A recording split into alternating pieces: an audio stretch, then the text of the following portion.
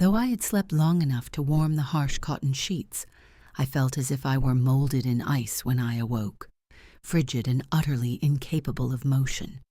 Fear, raw and intense, was a presence in the room, a livid crawl in my veins.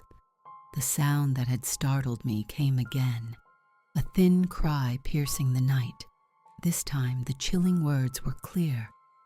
"They're coming. The dead are coming." Running footsteps thudded toward the hotel. The dead, they're alive again. The shout was right under my window, and the thud of frightened feet was dull on the hard dirt path from Torburg's single street, then hollow on the inn's porch planks. Their calm, a door slammed, cutting off the cry. "Lige!" a muffled voice shouted from below. Now the sounds of trampling feet filled the house, voices husky with apprehension, but too low for me to distinguish the words.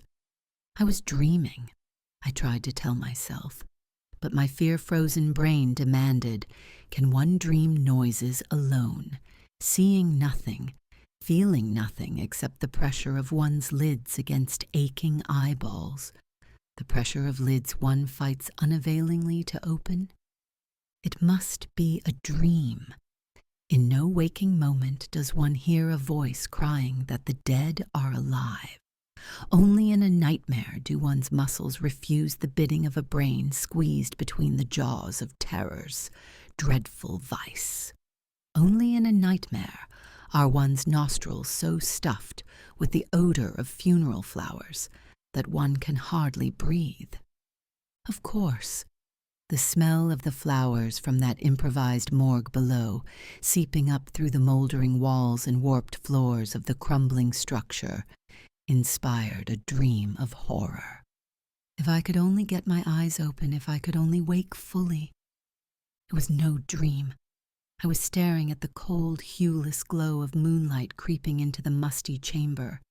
I was awake now, without question, and I still heard those ominous sounds.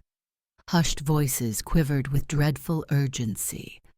Something scraped ponderously, as though a heavy piece of furniture was being moved across the lobby floor to barricade the entrance. On the faded quilt that weighed me down, the lunar glow lay, shaped in a sharp-edged rectangle by the frame of the window through which it seeped.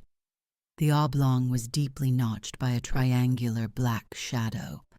I focused on that strange silhouette, trying to distract myself from the more fearful puzzle of the weird warning I had overheard, of the threat against which preparations below were being made.